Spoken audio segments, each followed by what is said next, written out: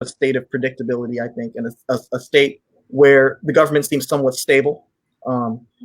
And I think that Joe Biden, he may not be this new fresh face that, the Democrats, they're accustomed to putting out new young folks like Bill Clinton, Barack Obama, Jimmy Carter in 1976. But I think this election is an emergency election. And I think with that being said, we're looking for someone who can provide stability. I want to get your thoughts, Professor Foster. What do you think about what appears to be the enthusiasm gap? A lot of folks are saying, Biden doesn't have a strong enough base to go out and compete against Donald Trump's base, and that the sleeping silent majority vote is going to come out in huge numbers again. Well, Michael, thank you again for having me on this initial broadcast, if that's still a word. I don't know, Gianna, is it still broadcast? Yeah, we can go with that. That works for me. Of the political mic. I think it's a big deal that you're doing this. I think it's going to be a platform for you and your generation. And I think that you'll be a major cog in the wheel of shaping the debate going forward. And I'm glad to be here with my younger, smarter colleagues as well. I think the enthusiasm gap is real, partly because, as you define it, Michael, it's hard to really get enthusiastic about going back to, quote, normal. I don't think there is a normal to go back to, but I think there is,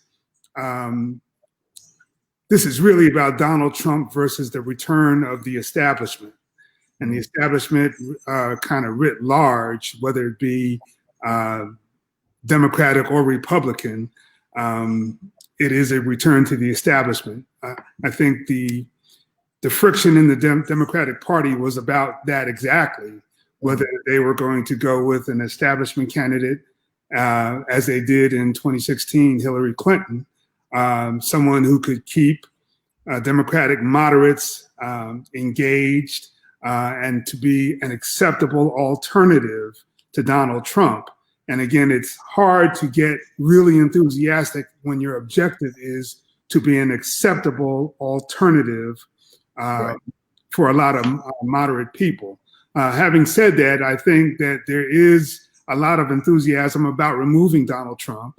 And I also think that the pick of Vice President Biden's running mate will speak to that enthusiasm gap, or should, in terms of who is chosen, in terms of who is thought, or which part of the base is thought to be most crucial to satisfy, to turn out. Again, Biden is kind of the establishmentarian pick. So I expect and kind of hope that his vice presidential pick will be a little bit out of the box to make sure that the Black base turns out and the enthusiasm of Bernie's base also turns out.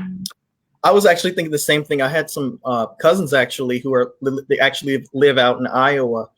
And I remember during the night of the Iowa caucus, when they went out to go to this, hectic gymnasium, they were saying that they just felt a lot of confidence about the Bernie Sanders campaign because there seemed to be a lot of excitement in that group. But the thing I was thinking of is that it's weird with our generation because we would be excited about it on social media. And then when it comes down to the voter turnout, we were lacking. Gianna, do you want to jump in and talk about that a little bit? I know you were actually on Iowa, so I'm excited to talk to you about your firsthand experience. So yeah, I definitely didn't go in as a Biden stan, if you will. Ironically, I actually fell in love with his style. It's like the most random thing in the world. But he was one of those people, he seemed such a genuine and wanted to make the world a better place, which was something that's so appealing to all of the young people, right? And so looking at Bernie, looking at Elizabeth Warren, like all of these different people who in theory would drive out young voters, it was almost disappointing that we now have this PD establishment that we're going so far away from, right? And so what becomes really interesting is obviously people are really enthusiastic about Trump. Either they love him or they hate him. And I feel like the opposite of all that isn't love or hate so much as this indifference that a lot of people feel towards Joe Biden. Either they feel like he's just like what you were saying, as far as he's stable, he'll be like going back to the normal or whatever that might be. But at the end of the day, when people vote if they're voting enthusiastically or if they're voting unenthusiastically. A vote is a vote. So it's just a matter of how they're going to go about being able to get out there. It's really cool because especially with my internship, I have the opportunity to meet like a lot of really cool people. And Sam Myers, he worked on a lot of different presidential campaigns. And something that he talks about is it's really interesting that during these presidential campaign seasons, right before the election in the summer, Democrats are up. And then in the winter, Republicans are up. It really doesn't matter who it is that's on the ballot. That's just kind of the way that it works. So if you look as of yesterday, I think Biden was 9 points up as far as polls went in comparison to Trump, which seems incredible and awesome and yay. So it really wouldn't even matter that much if he had a more enthusiastic following, because that's a pretty large gap. The only time that the enthusiasm even comes into play is if it's a really, really small margin. So it's something that's really interesting to look at. But like I said, it's going to get closer as we get closer to the election. And as people forget the way that COVID has been handled, as people start to have in the back of their mind the whole Black Lives Matter revolution that we've been experiencing, people are already going back to normal. So a lot of the things that you would think would drive enthusiastic voters are going to fade into the background as people try to go back to figuring out how they're going to feed their families, how they're going to keep a roof over their heads and pay rent. So it's really, really interesting to see how all of these different factors and all these unprecedented occurrences are going to drive votes in a way that will make young people go out and make parents go out and older people go out, go to the polls, brave a pandemic, fight voter suppression, all of these different things that are happening when a lot of what might have driven really strong support happened in the summer and not in November. So right. Thank you so much. And I was thinking as you were speaking, I was like, there was an enthusiasm gap for those, I think, below 40. But for the older Black vote, they were coming out in droves in the South, especially for Biden. And when folks were telling me, I was a Biden supporter before he even jumped in the race personally. And folks were like, you have all these choices. Why Biden? And I said, right now, I just feel as if, and it sounds wrong, but Trump seems to have a hard time running against an older white man. I mean, it just seems like that's how it is. Because it seems as if, if there's a difference between 2016 with Hillary Clinton and Joe Biden. Hillary Clinton had, a lot of cloud surrounding her with conspiracies and people who were attacking her, and all kinds of things. And then you don't really have that with Joe Biden. It's kind of like they're trying to attack his mental state. And then when you look at Trump suggesting that we inject ourselves with bleach, I mean, it's like, do they really want to go there? But Mike, do you want to jump in on this? Yeah, and I really loved what Gianna was saying about how things will change once we get to November, right? Because right now, as Gianna mentioned, that if you look at the polls, like Biden has a pretty significant handle on things, but I think and to Donald Trump's point, a lot of that has to do with the fact that there's so much focus on him, and that's not something that's unique to this election. That's a recurring theme with incumbent presidents, right? So I think it'll be really it'll be interesting to see what kind of base Biden actually drums up once things start to get tighter. Because I think right now we know who Trump's base is, and we know what he has. He could stand to lose the most is white suburban women, and so that's one thing that's going to be really interesting to see what white suburban women do. And it's also going to be something to look out for when we're seeing what exactly all of these things, COVID. The Black Lives Matter movement getting a huge push in the national news, what all those things are going to do to actually help Biden, whether these, whether people are interested in these movements and in these different proposals for reform, whether those things are going to actually translate to support for Biden. Because I do think one thing that Trump has going for him, but I think is also most risky for him, is enthusiasm, right? Because Donald Trump can lose his enthusiasm, the enthusiasm that he has for his base very quickly, and you can kind of see that dwindling a little bit when you look at the fact that he can't do his rallies. He's he's standing up there in press conferences talking about supposed to be talking about China, but instead he's talking about all kinds of things that have nothing to do with the daily goings on in the White House. Right, and I like what you said about especially that suburban vote. In 2016, I think the big surprise was how many people actually held their nose and just went ahead and voted for Trump. They saw the Clinton campaign seemed to focus on the character of the Trump campaign, and they didn't really have a strong message. And then Joe Biden has a message. That's the difference. I think a huge difference between 2020 and 2016. The Democrats actually have a message of restore. I think he has three things he's trying to do: restore the character of the nation, restore the middle class, and restore the backbone of the economy. I think that's more of a message that's synchronized into parts than what Hillary Clinton had, which was, I'm ready on day one. I'm ready to hit the ground running. I've been in the arena for X amount of years, and so I don't need, a walkthrough. I've done this before. So I think also what you had mentioned about the enthusiasm gap on the flip side, actually working against Trump, was also significant because I think the 538, a lot of polls, Quinnipiac came out with polls kind of saying all the same thing, which is that there's this huge polling gap, I think 50 to 41%, or there's like a 11-point lead or 9-point lead that Biden has over Trump. And it's huge, yeah. Right, and now you have Brad Parscale leaving the campaign, replacing him, and Brad Parscale's been on the campaign since 2018, and the guy that they replaced him with, what's his name? But he was actually a Republican strategist during the midterms, which raises some questions because we know that the Democrats had a good year that year. But Professor Foster, I want to go ahead and bounce back to you. Do you see the enthusiasm gap actually working against Trump? Do you see people still sticking with Trump after all of what we've experienced for these past 4 years? It's been a wild ride. Oh, you're on mute, sir. I'm sorry. Trump's base is not going to move. He has a strong 40% base that isn't going anywhere, regardless of COVID, of finances, anything. It's almost kind of a cult following. So there's some built-in enthusiasm there. But I think the thing that the Democrats and the Biden campaign potentially can be most enthusiastic about is that Joe Biden and Bernie Sanders have seemed to come to an agreement on a platform.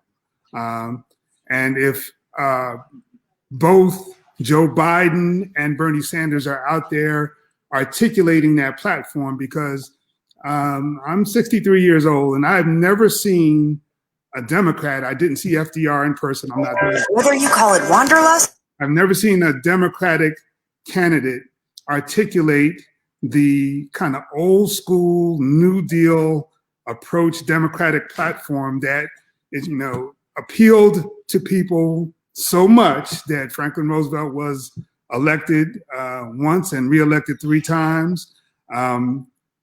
And created this kind of solid base of Democratic voters. So if Joe Biden can convince Bernie's base, with Bernie's help, obviously, that he's adopted a substantial part of Bernie's platform, I think that's where the new enthusiasm will come from. I think Gianna is right that by November, regardless of where COVID is, I think the primary issue is going to be the economy and people's personal finances and who can help us out of the hole that's being dug by this COVID depression. And I think that it's literally a matter of time before we realize that we're actually in a depression and will probably go further in it.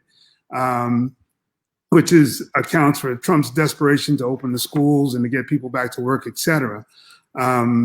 So I think that those two things will kind of drive the conversation and the related enthusiasm.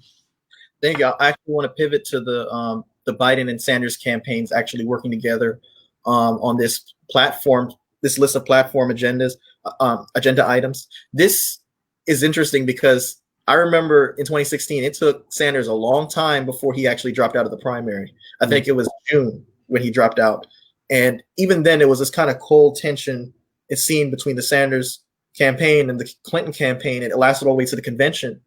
But there seems to be a kind of like between Sanders and Biden with each other that wasn't in place in 2016.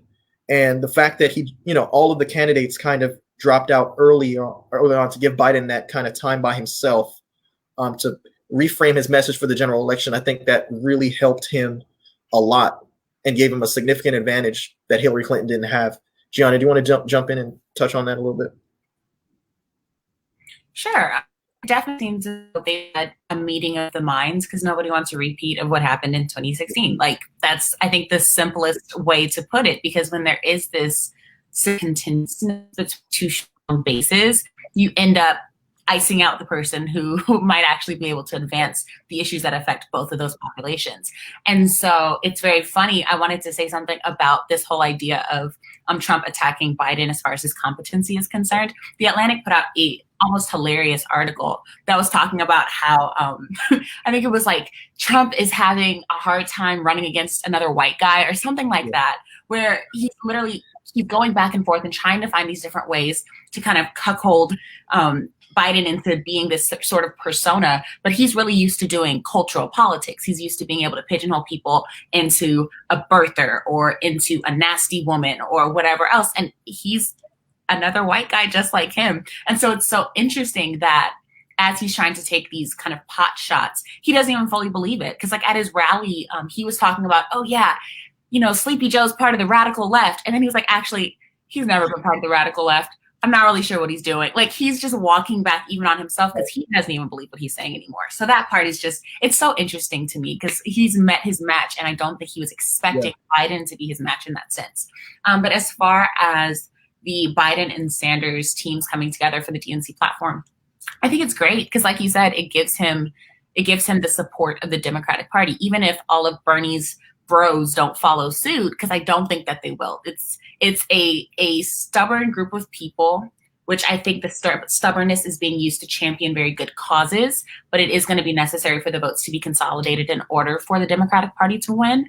But I like that it has some aspects that you might not have expected from Biden, as far as like decriminalizing marijuana and expunging the records of the people who previously had charges as far as that was concerned. I don't think it was unusual that he didn't decide to go ahead and go, yeah, let's legalize it across the country, because that's just, he's not radical left. Like he's trying to stay as central as possible. But I do think it encompasses good pieces of the Sanders platform.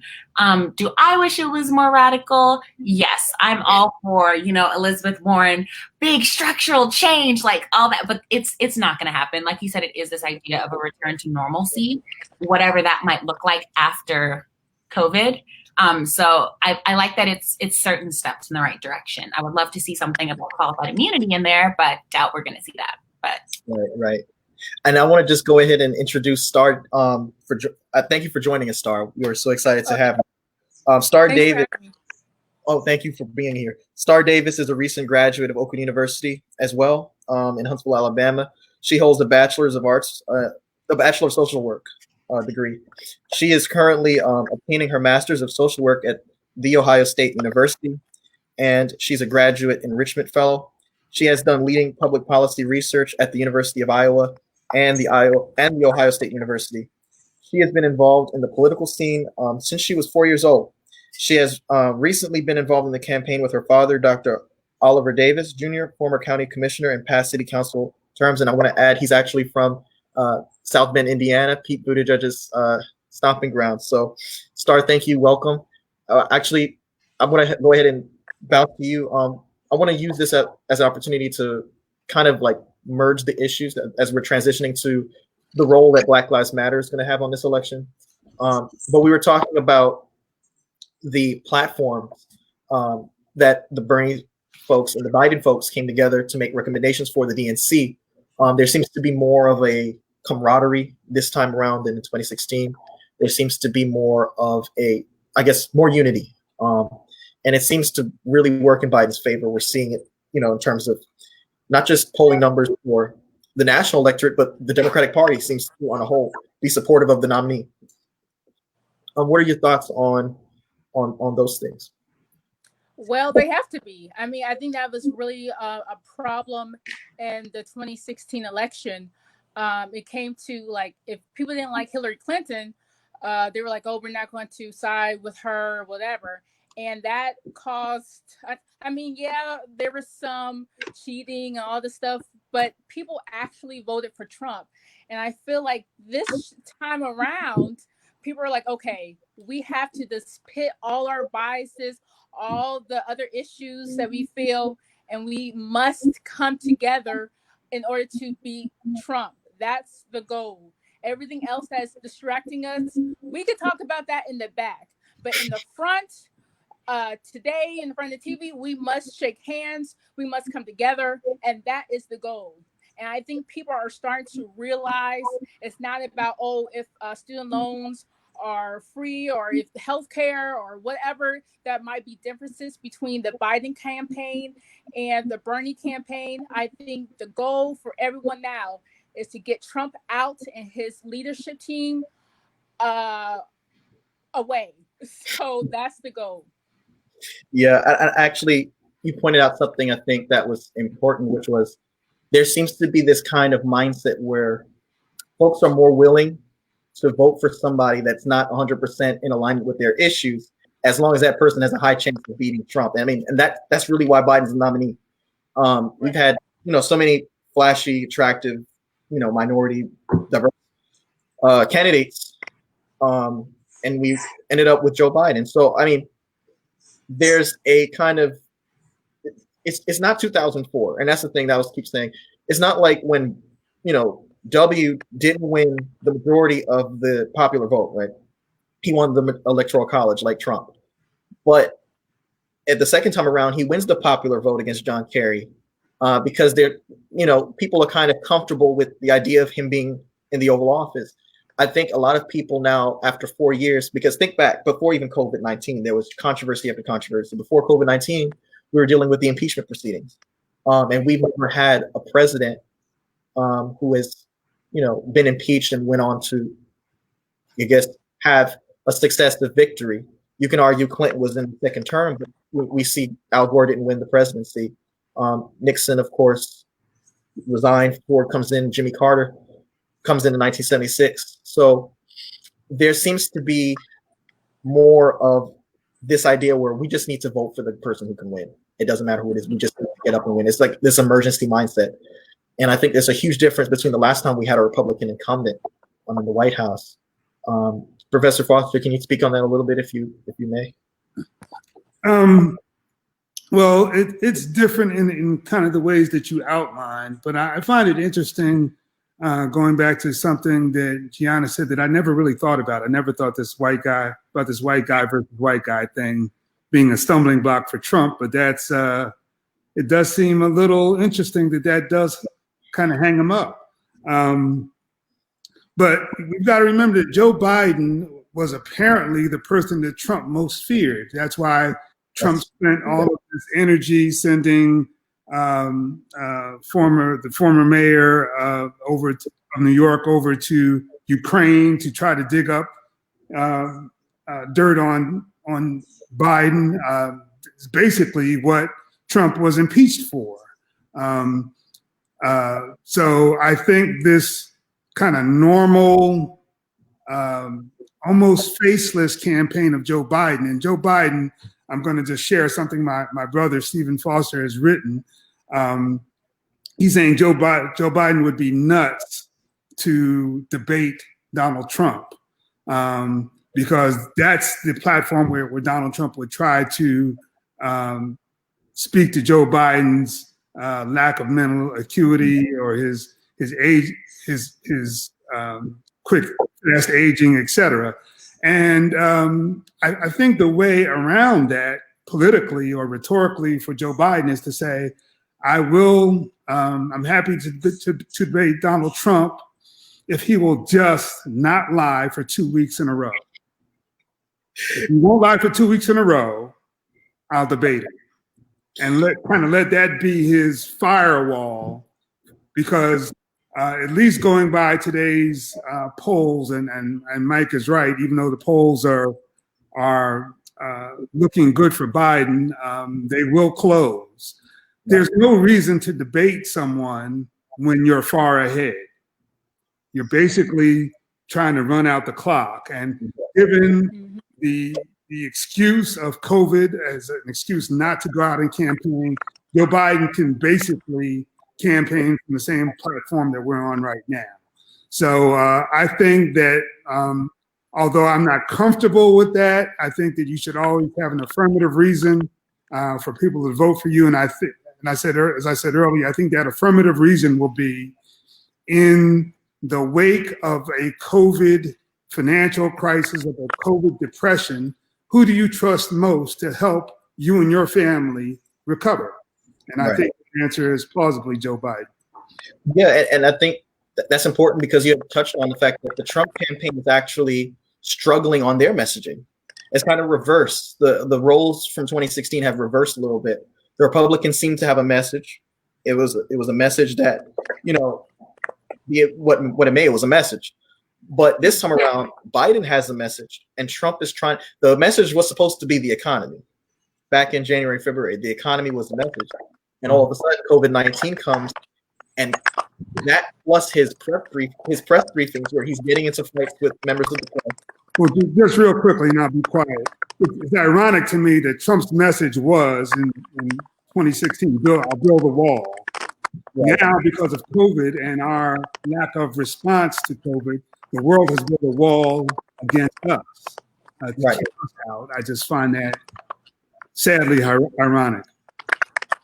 And thank you for pointing that out. And the thing is, there was so much pressure on the Democrats to come out with some kind of message, and the message is kind of writing itself at this point, because not only are we dealing with an economic crisis, we're dealing with a pandemic, which this has never happened in an election cycle before. So it has this kind of United Kingdom parliamentary election feel, where the election will be solely based on this particular event that just happened over the course of the past few months. Mm-hmm.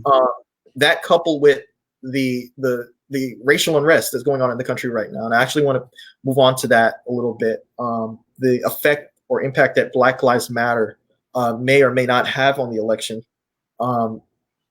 Mike, I'm interested in your thoughts as to whether you think, the recent incidents of police brutality, the current moves by a lot of companies, industry, in terms of trying to be more accommodable to the African American community.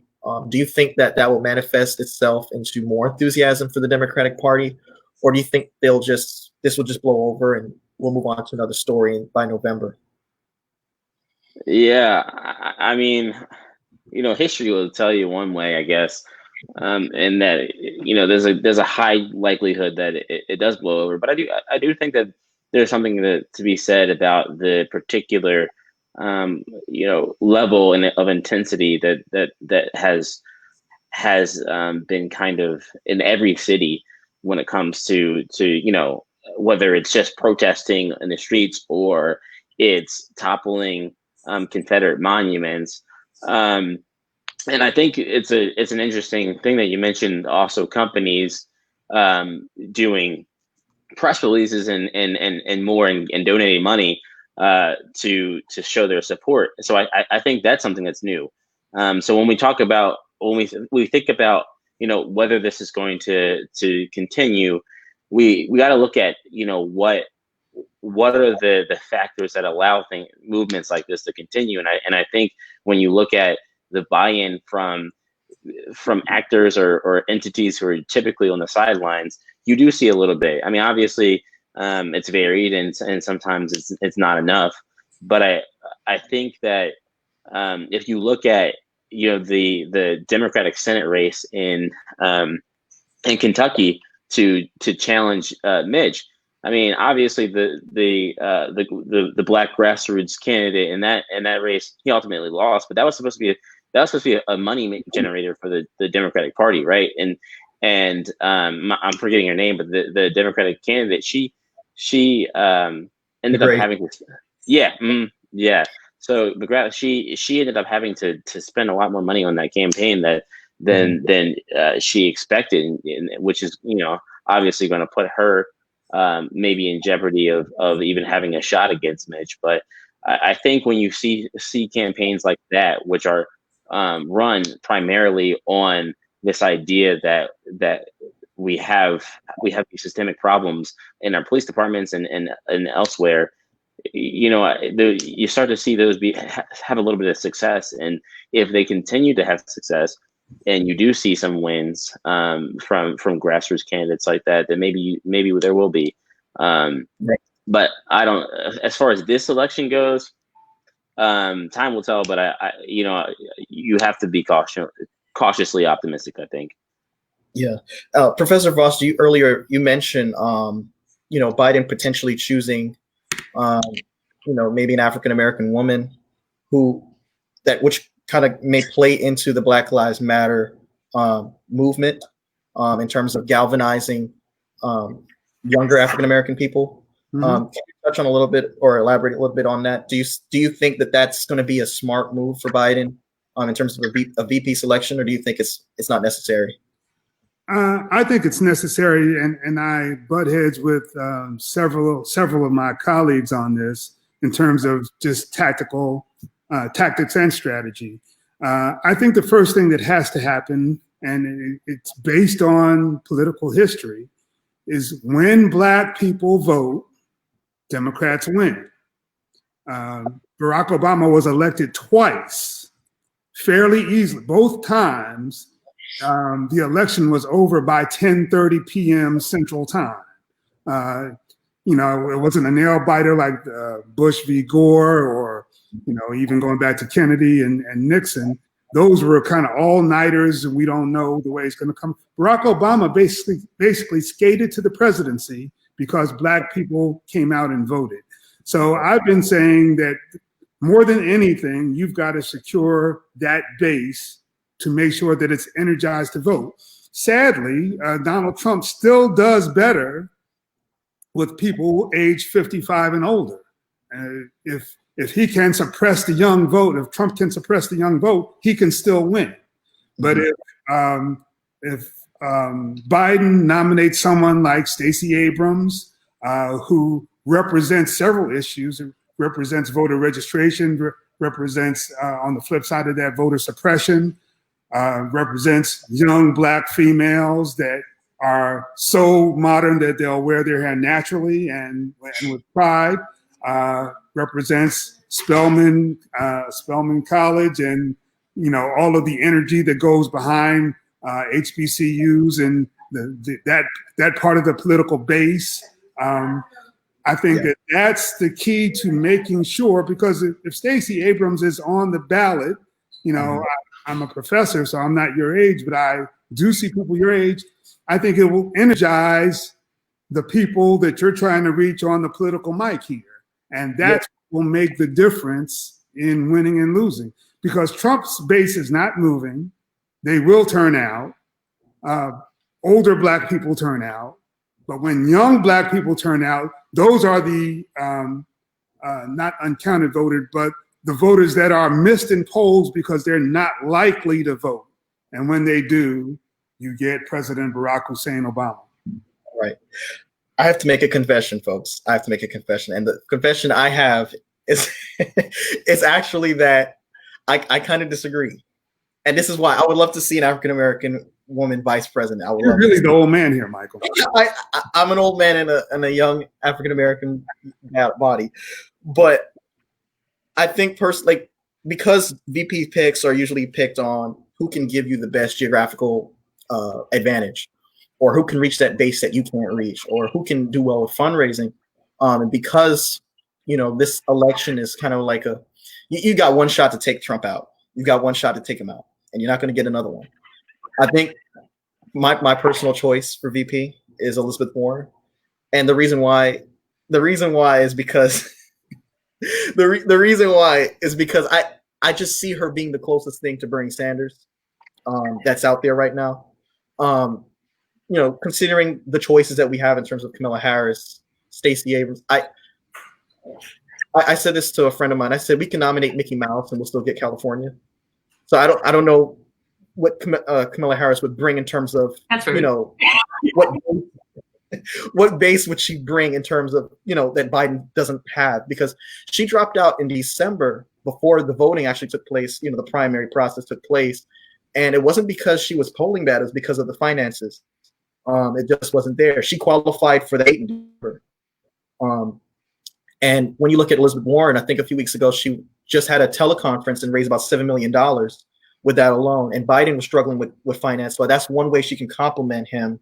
Excuse me. My only problem, and I see Gianna about to burst.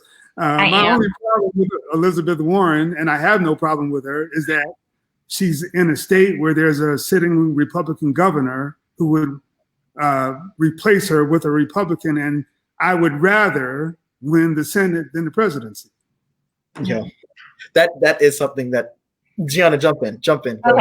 Okay. So I have several feelings. So I do not think the vice president pick is actually in any way about galvanizing the African American population. I think Susan E. Rice would be a great VP. I think her experience in diplomacy makes her a fantastic pick, even though she hasn't had an elected office as far as like governing. Just her experience complements with the fact that literally the president would be a former VP who does have that experience. It would just well-rounded, 10 of 10 would recommend.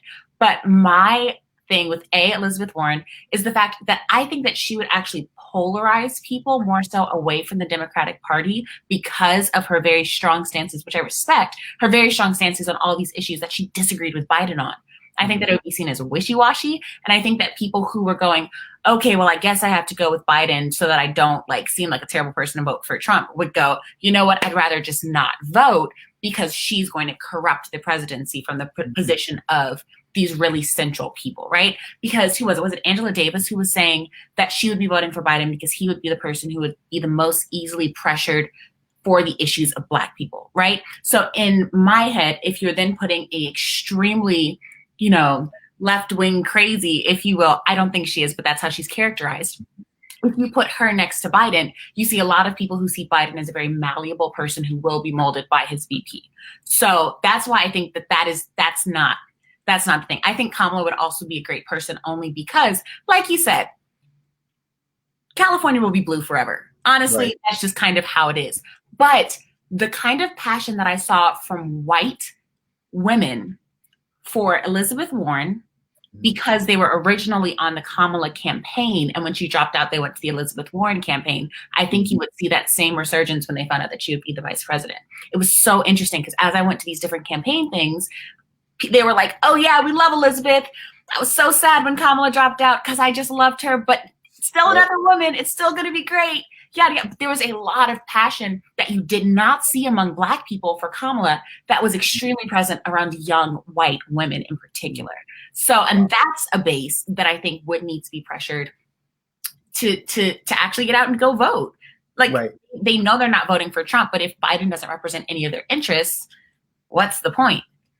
Right. Star, before I jump to you, I was thinking, when I was, analyzing, and coming up to who was going to be the best VP picks, I was thinking about, in historical terms, Jack Kennedy chose Lyndon Baines Johnson. Now, before they even got to the Los Angeles DNC convention, Lyndon Johnson started to leak out that Jack Kennedy had Addison's disease. And there was like a whisper campaign about that. And Jack Kennedy ends up coming around, winning the nomination, and then choosing LBJ, and they win the South. Ronald Reagan chose George H.W. Bush, and the election of 1980, the primary was very contentious between the two of them. I remember there was a famous saying where he said, "I paid for this microphone," and the crowd erupts, and they start because I guess they're looking for something dramatic, and Reagan gave it to them. Reagan was an actor. Reagan knew how to work a crowd. He knew how to, he knew what the audience wanted. And it seemed as if those two chose VP nominees who actually were very contentious against them in the primary, but still ended up managing to unify the party somehow.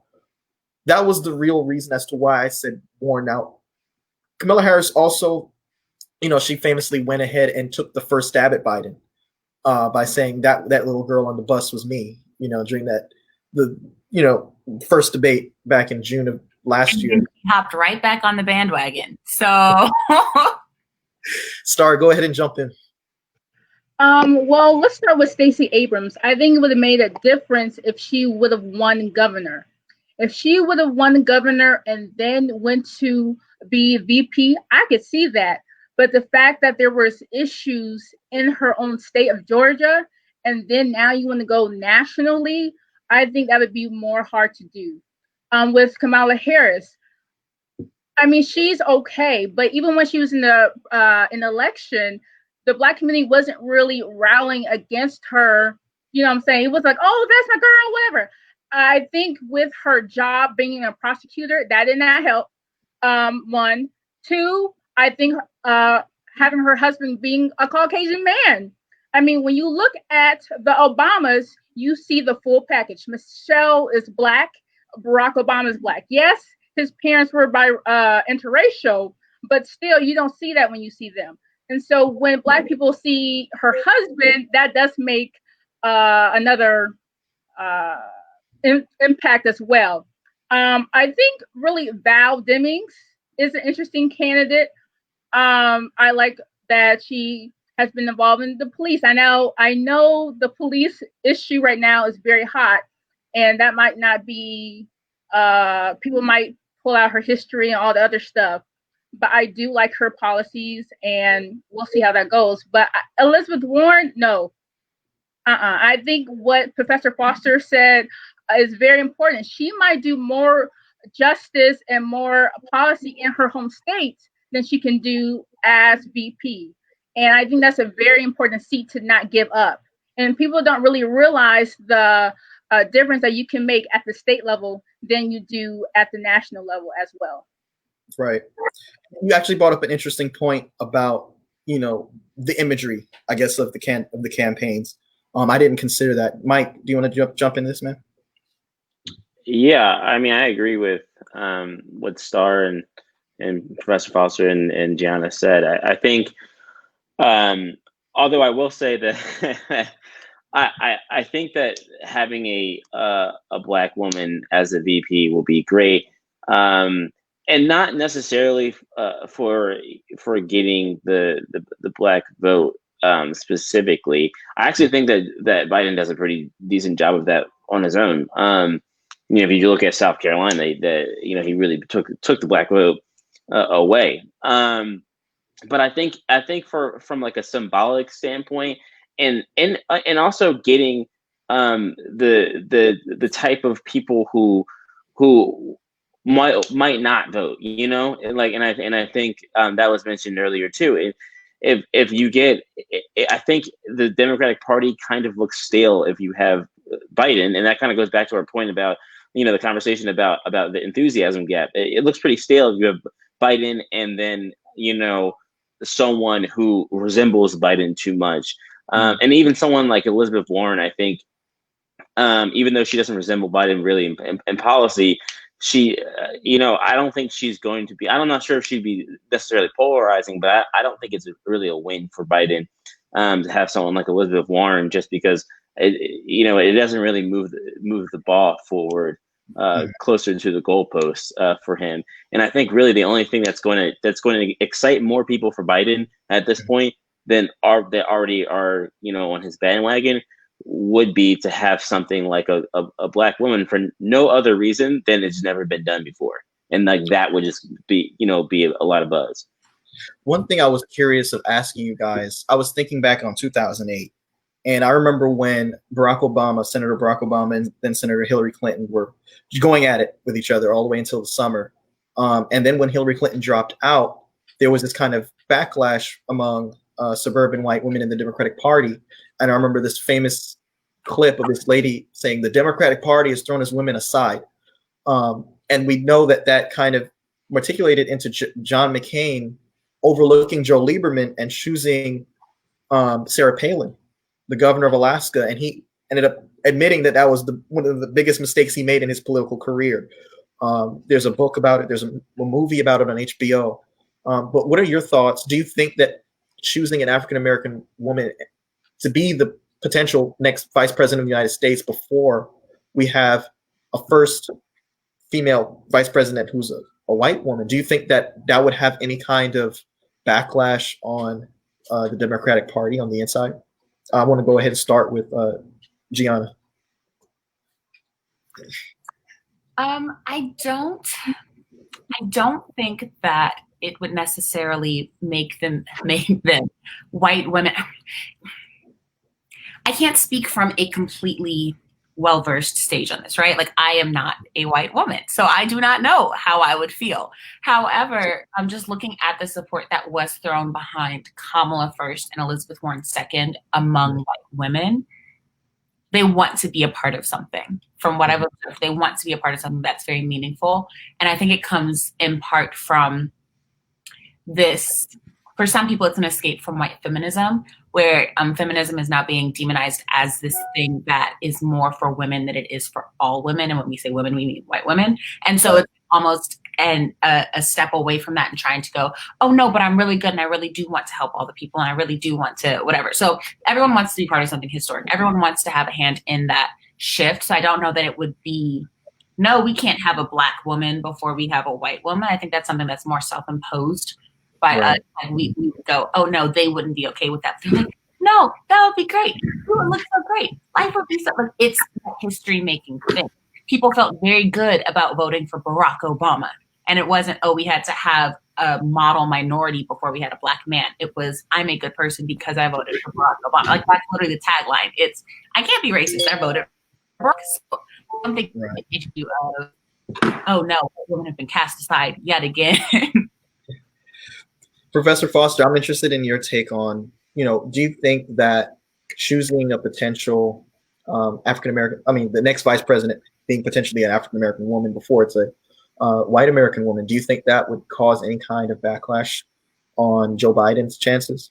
Well, I'm sticking to my guns because the only thing that has been proved is that when a Black person is on the national ticket, Black people come out and vote and the Democrats win. When a white woman was heading the ticket, 52% of white women voted for Trump. So you have to assume that liberal white women turned out for Hillary and she still didn't win.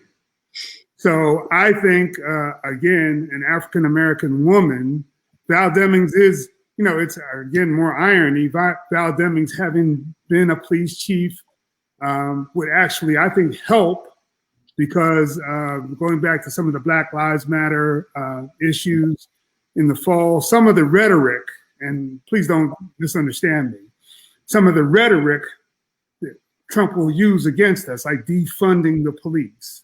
I know what it means from a public policy standpoint, and I agree with it, but the rhetoric is not good rhetoric, especially when, if you assume in the fall, people's personal financial positions will be worse. Crime is likely to rise. And Trump will use any incident to, again, say, I'm the tough guy who can keep you safe from this dystopia.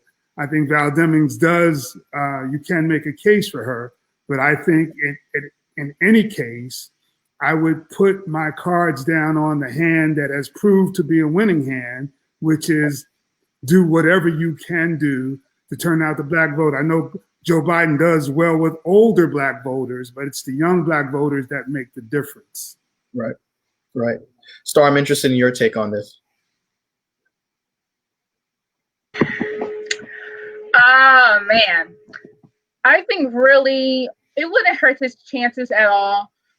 With regarding Gianna's comments about white women being happy to vote for Obama, I think everyone was kind of wanting change. We were in the Iraq war and then with the Bush stuff, and then the economy was bad. And so anyone was looking for anyone who was doing something different. And so I think we're at that point, especially with COVID getting worse and worse and worse. I think that Biden doesn't really have to do too much to make it a difference now. I think it's like back in May when he said, I don't know if you guys saw that on the Breakfast Club, when he said Black people needs to vote for me and stuff like that. all Biden got to do till November is be quiet, do a little talk here and there, and that's it. That's really what he all has to do. Trump is doing the most. He's running his mouth. He's on the news all the day, and he's really digging himself a hole that no one else has to help him with. And so when we talk about having a female on the ticket, it really doesn't matter. I mean, I guess people can say, "Oh, I don't want to vote for Biden because Elizabeth Warren's on the ticket," or Val Demings, or Stacey Abrams. I forgot to mention I like Keisha Bottoms, but I think she's doing a fantastic job in Atlanta. But I still think it doesn't matter who's on that ticket regarding with the woman. I still think people are still looking at Biden to lead them, regardless of who's on. Right. Mike, go ahead and jump in, man. I actually really agree with Star's point. You know, to the extent that Biden's going to be one way or another a sense of relief for some people, regardless of who's necessarily on his ticket. And I think that maybe I think that he will get the biggest support for whoever it is, and it's going to attract the most attention the day that he announces it. And I feel like unless it's someone like Val Demings who's actually going to be able to speak to a particular talking point that Trump is going to use against the Biden campaign, I'm not sure, you know, as we get closer to the election, how much of a boost any person, whether it's Elizabeth Warren or it is you know, one of the black women that we mentioned, or someone else. I'm not sure how much, you know, by November that's going to give him a boost over Trump that he would not already have from you know keeping his mouth shut and letting Trump be Trump. Right, and I think what both of you, Mike, you and Star, pointed out was that this is a change election. It seems like it's shaping up to be a change election, and those usually work out for whoever the incumbent is not. So I remember in 2008, it seemed as if both candidates were running against the Bush record. John McCain was saying he wanted to be the candidate of change too. And I remember late night talk shows saying changes in, you know, nickels and dimes, because the economy was so bad and the Republicans were, you know, at the helm. But in terms of change, you know, there's a lot of movement, like there's a big push to take down Confederate monuments. There's a move in the NFL right now, and I think they've actually already approved it, to remove the Redskins name and to replace it with a different name.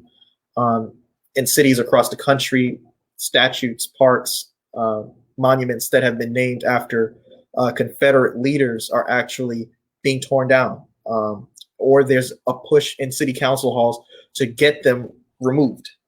Do you think that can this go too far? Because there's also a move to kind of take the presidents off of Mount Rushmore.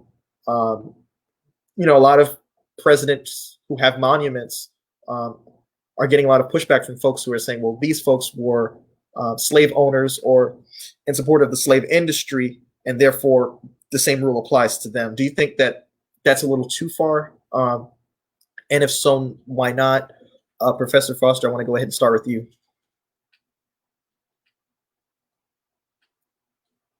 Oh, you're on mute. I'm sorry.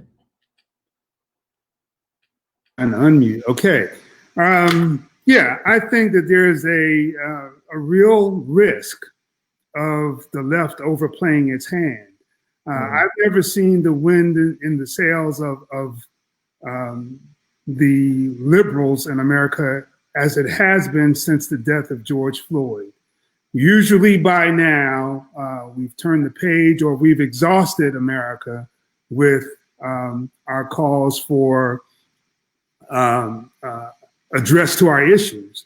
But I think we could potentially, when all the wind is in your sails, that's when you're most likely to make a political mistake. And I think the mistake that we're heading towards is substituting substance for symbols. The symbols of taking down these Confederate heroes, the symbols of, and I'm all for taking all of them down. I'm all for, but I don't want that.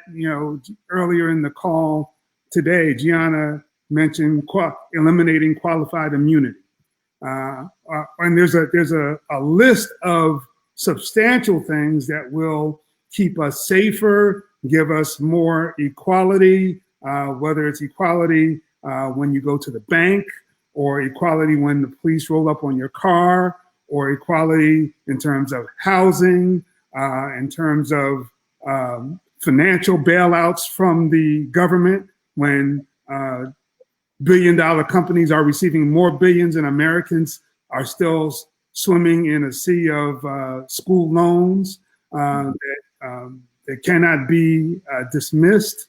I think those are the issues that we should spend our political capital on, and issues like relieving school loans will bring in more people besides Black people to build a constituency that will outlast America's guilt, because America has a history of, the last person to leverage America's guilt was Martin Luther King.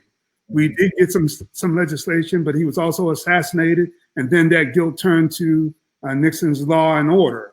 I think we will potentially, and if you go by history, exhaust America's guilt. And I just don't want to spend our time taking down monuments before we get substance, before that guilt is exhausted. Right, and to your point, Ronald Reagan gave us Martin Luther King Day. Conservatives, historically, especially in modern political times, they will give you the pacifier every time. Right, they'll pacify us with symbols, but in terms of concrete legislative initiatives, it seems as if there's more pushback there. Mike, do you want to jump in and touch on that a little bit? Yeah, I agree with that. I think there is going to be fatigue at some point, and I think overplaying your hand is important. But I also do think that sometimes some things are just not political, and obviously the monuments, taking them down, going through the proper channels to do so, is political. And also the backlash that of mobs just taking down monuments in the night will also be political in the news. But I do think that there is something to be said about a movement that has, to Professor Foster's point, so much wind in its sails, and just taking that momentum and really making up for lost time. And so from that perspective, I don't know if to answer your question about whether can we go too far with this. Mm-hmm. I'm not sure that when it comes to Confederate monuments, you can go too far. When it comes to, if you're talking about Mount Rushmore, for example, there might be pleas to rethink Mount Rushmore, but that's something that's in the fabric of American culture. It's not going away. And when it comes to a statue of Thomas Jefferson or any other slaveholder who did do good things but also did some bad things, or I think that as a society, what good comes out of this is like forcing the entire nation to have these conversations, instead of having a conversation like this where we all come from the same cloth, in the sense that we think all these things are good, but mm-hmm. forcing someone who's in a rural white person in Huntsville, Alabama, for example, to deal with all the Confederate monuments that are in their vicinity, I think is important to the conversation. Star, I want to hear your thoughts.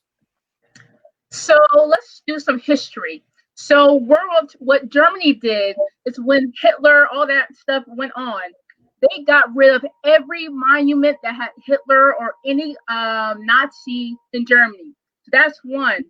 Two, what we should have done, not me, but what the white people should have done, like in the 1800s, Grant, once the Civil War was won, he should have executed Robert E. Lee, on all those people who betrayed the Union. Okay, that was step one.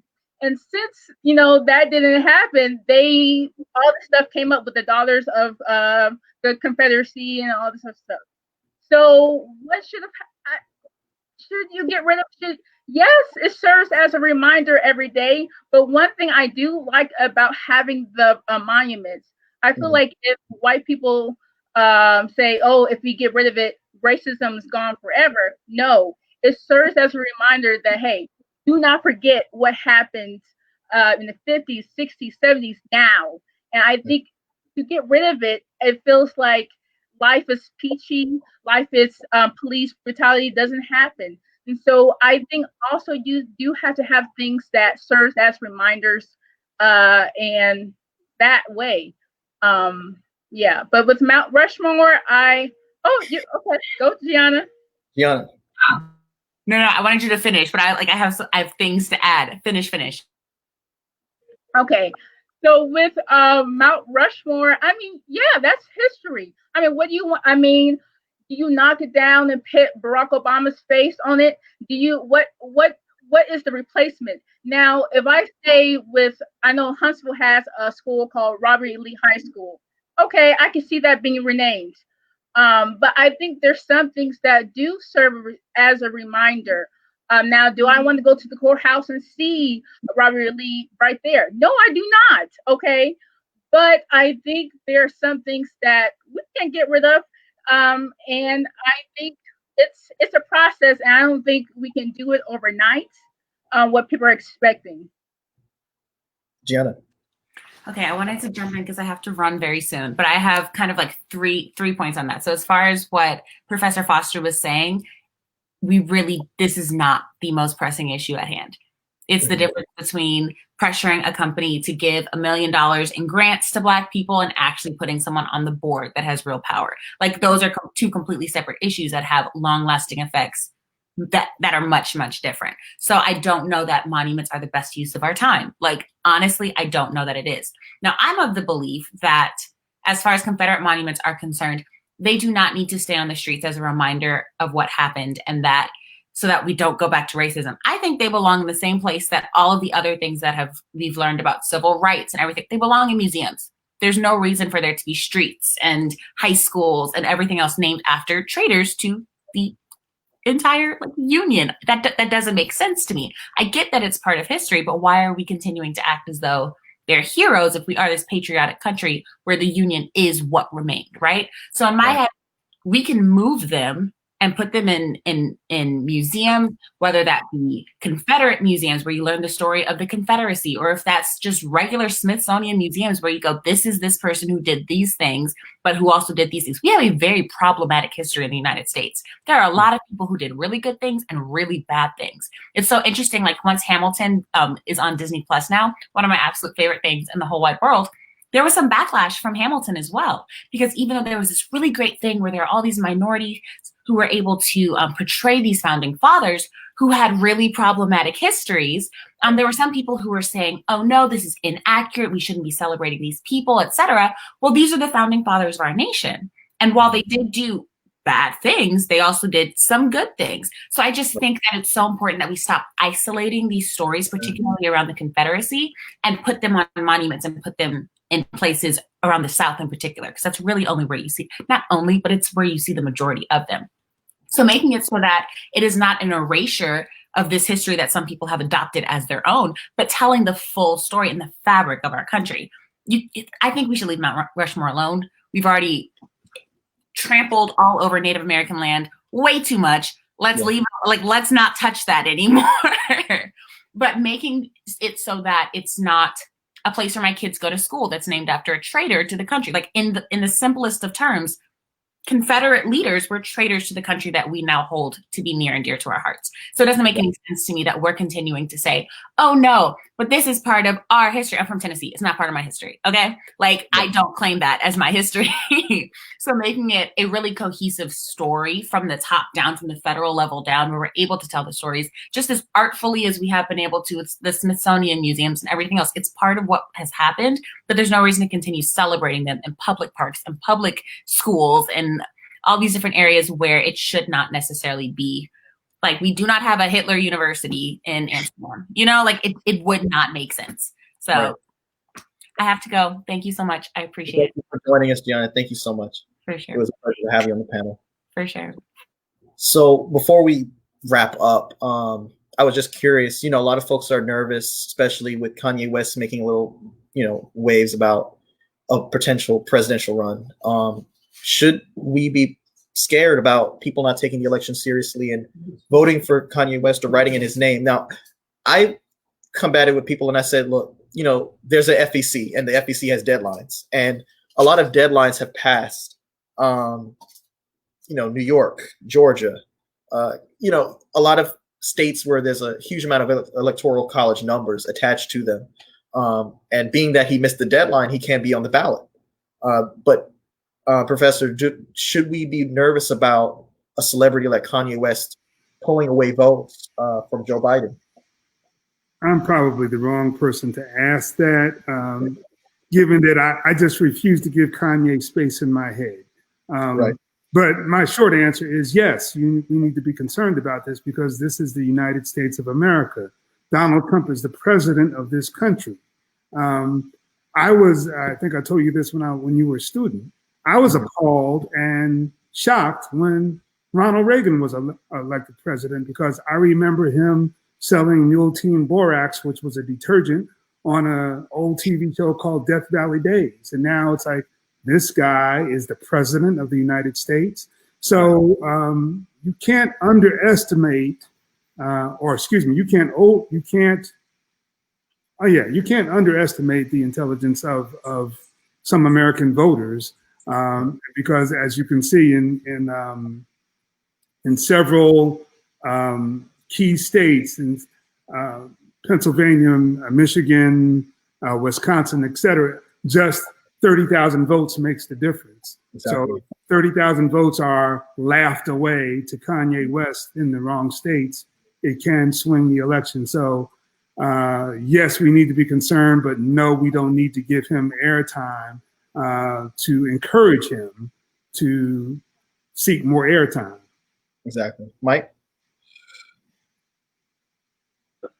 Yeah, no, I agree. I actually agree with both things that Professor Foster said. I also don't really want to give Kanye too much airtime, but I do think that having, particularly in the age of Trump, having someone who not only is just a third party candidate, because like Gary Johnson's a third party candidate, but no one's really upset about him.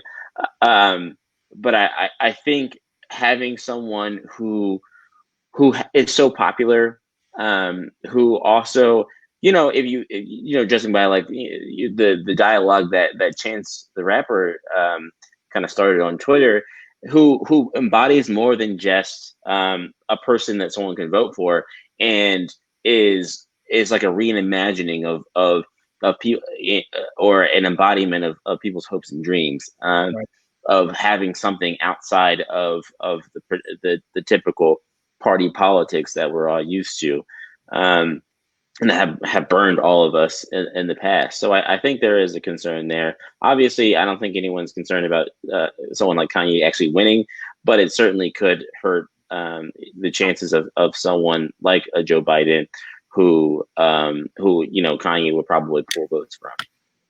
Star? I think the only people that would probably vote for Kanye is probably like the young population, if they vote. I think the population that Biden has to really focus on is the 35s and ups, because those are the people that are actually going to go and vote. So people 21, they might be talking stuff on social media, oh, I'm going to vote for Kanye. But are they actually going to go November and vote? I highly doubt it. They might, but regardless with Kanye, people do write in and waste their vote, and so you still have to account for that too. So is Kanye really a threat? I really don't think so. Right. And my final question before we go ahead and conclude, there's a lot of cynicism among folks in my generation, your generation, Star, Mike, your generation too, that there's a corrupt two-party system, both two shadowy figures. Why should my vote matter? I'm voting for the lesser of two evils. There's no third alternative party that has a viable chance of winning. Why should I waste my time? The Democratic Party is not all perfect either. The Republican Party is not completely in alignment with my interests. I want to ask each of you, what message do you have to somebody who's thinking, this whole electoral process is not worth my time, or they may not be taking it as seriously as they need to? Professor Foster. This is probably old school, but if you have a choice between evil and more evil, it seems like evil would be the choice. I know that's not idealistic, but this is a zero-sum game. Somebody is going to win and somebody is going to lose. Someone may cynically be appealing to you, but if they owe you something politically, it's better than voting for someone who's openly hostile to you. So I just think that everybody needs to kind of grow up. And it's really not a function of age, because I'm a Bernie guy, but I've had some of my Bernie friends just be totally unreasonable on this. Once the primaries are over, and in the primaries, I expend my idealism. Once the general election comes up, and again, you can see there were third-party votes wasted, against Donald Trump and Hillary Clinton. There were third-party votes wasted between Al Gore and W. And no one can tell me that we're better off with the conservative Republican winning because those people made statements that their votes couldn't be ignored. I think to me, and it's kind of the height of vanity in terms of thinking that your statement is more important than a Supreme Court justice who's hostile to your interests, who is sitting on the bench for life. Mike? I'm glad Professor Foster brought up that last point, because I think it kind of embodies the way I look at it. There are so many platforms or policy platforms that candidates have. There are so many decisions that candidates make, or in our government in general makes, that affect our lives in ways that are indelible. And so, and one example of that is not just Supreme Court justices, but I mean, Donald Trump, he has pushed through 200 plus judges who have life appointments and who are going to be on the bench for the next generation. And those judges have the final say in many cases of how people's rights are going to be determined in every situation. So and that's just one example. I mean, if you look at the administrative state, that's an executive function. And so I think I really would encourage people to think beyond the handful of issues that are very important to them. Obviously, I'm never going to tell somebody that they shouldn't find like their abortion rights or the safety of their job and their livelihood. That shouldn't be important when they vote. But I think it's also important to understand that how dynamic the decisions the executive makes and how that can affect their lives, even on maybe issues that any individual voter is not concerned with. Thank you, man. Star? I think when it's a presidential election year, people focus so much on Washington, President Trump, Biden, but they fail to remember about the local election and your state election, right? And so, and the thing about your local, that's going to affect you personally, right? If you get arrested, you're not going to go to Washington, or you're not going to go down to your capital city. You're going to go downtown where you will be prosecuted. And so it's very important to understand who you're voting for in your city. That's who's going to directly impact you.